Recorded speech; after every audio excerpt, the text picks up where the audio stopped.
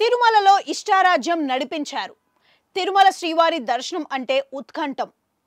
ఈశాన్ మాత్ర దర్శనం లభిస్తే చాలని పరితపించే దేవదేవుని భక్తులు వ్యయ ప్రసారాలకు ఓర్చుకునే మరీ తిరుమల గిరులకు క్యూ కడుతున్నారు.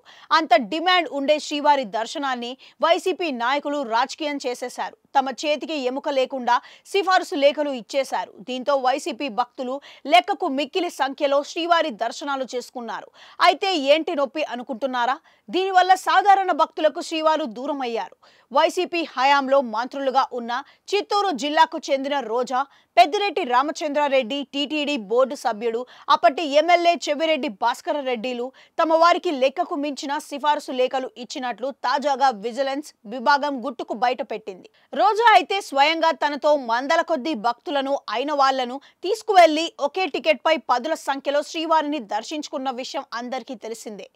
అయితే రోజా విచారణ బ్రేక్ దర్శనం పేరుతో ఆమె వందల కొద్ది సిఫారసు లేఖలు ఇచ్చారని తెలిసింది. ఇక మరో కీలక నేత అప్పటి మంత్రి పెద్దిరెడ్డి రామచంద్రారెడ్డి విఐపి బ్రేక్ దర్శనంలో ఒకేసారి 54 మందిని శ్రీవారి దర్శనానికి పంపిన వ్యవహారం తాజాగా బయటకు వచ్చింది. తాను పంపిన వారిని దర్శనానికి అనుమతించాలంటూ ఆయన రాసిన సిఫారసు లేఖను టీడీపీ సోషల్ మీడియాలో షేర్ చేసింది. ఈ బ్రేక్ దర్శనం స్కామ్ తో పాటు శ్రీవాణి ట్రస్ట్ టికెట్ కుంభకోణం పైన టీటీడీ విజిలెన్స్ విచారణ ప్రారంభించింది. మొత్తంగా చూస్తే అఖిలాండ కోటి బ్రహ్మాండ నాయకుడిని వైసీపీ రాజకీయ దేవదేవుడుగా మార్చేసిన ఉదంతం చూసి కోనేటి రాయుడు భక్తులు ఆగ్రహం వ్యక్తం చేస్తున్నారు.